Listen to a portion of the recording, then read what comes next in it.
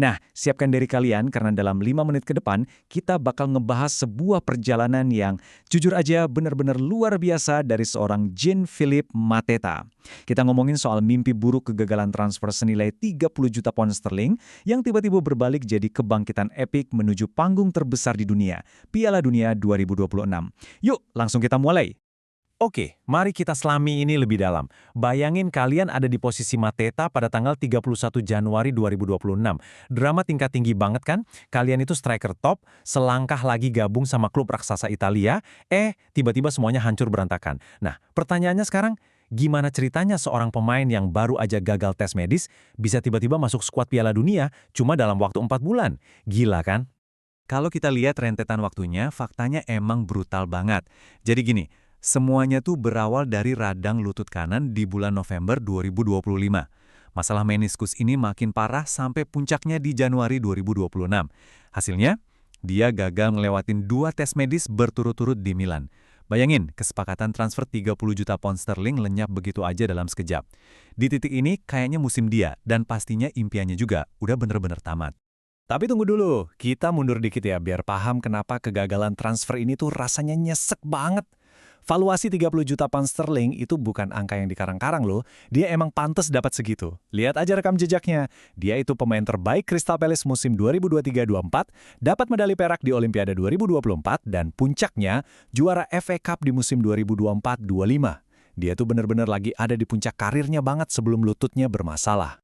Dan ini menggambarkan dengan sangat jelas gimana ketahanan fisiknya yang benar-benar di luar nalar. Kita balik sebentar ke Maret 2025, di mana dia ngalamin tabrakan horor sama kiper Millwall. Bayangin, butuh 25 jahitan teman-teman, Mateta bahkan bilang telinganya udah nggak kelihatan kayak telinga lagi, benar-benar hancur. Dari sini kita tahu, dia ini petarung sejati. Mentalitas gladiator inilah yang bakal jadi senjata rahasianya buat ngadepin krisis cedera lutut yang datang setelahnya. Jadi, poin krusialnya di sini adalah dilema super berat yang dihadapi dia dan manajer Oliver Glasner di bulan Februari 2026. Mereka ada di persimpangan jalan nih. Opsi pertama, operasi. Ini bakal benerin lututnya secara permanen. Aman banget, tapi konsekuensinya, dia pasti absen di Piala Dunia 2026. Gak ada harapan. Opsi kedua, rehabilitasi. Risiko kambuhnya, wah tinggi banget. Tapi, ini satu-satunya jalan buat ngejaga impian Piala Dunianya tetap hidup. Dan bisa ditebak, Mateta milih jalan yang paling berisiko. Program rehabilitasi tanpa operasi ini butuh dedikasi yang gila-gilaan.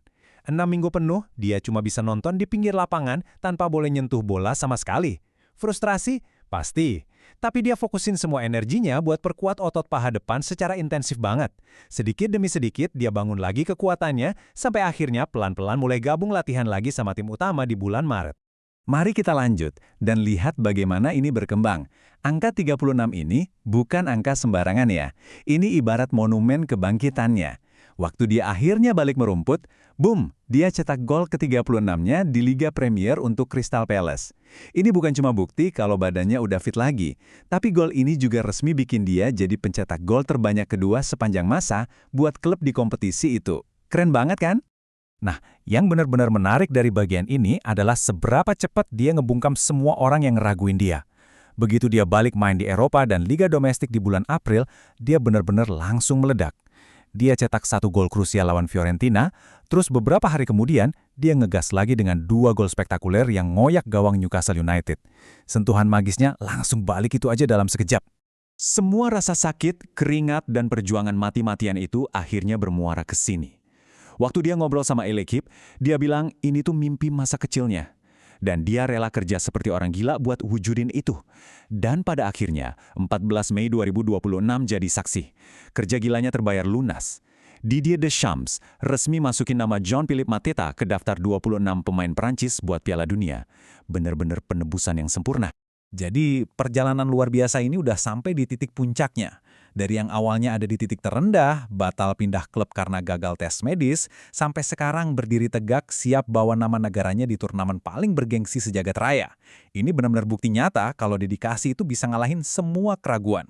Nah, sekarang saya mau ninggalin satu pertanyaan buat kalian. Setelah ngelewatin ujian paling gila dalam karirnya, kejutan apa lagi nih yang bakal ditampilin Mateta di panggung dunia musim panas ini?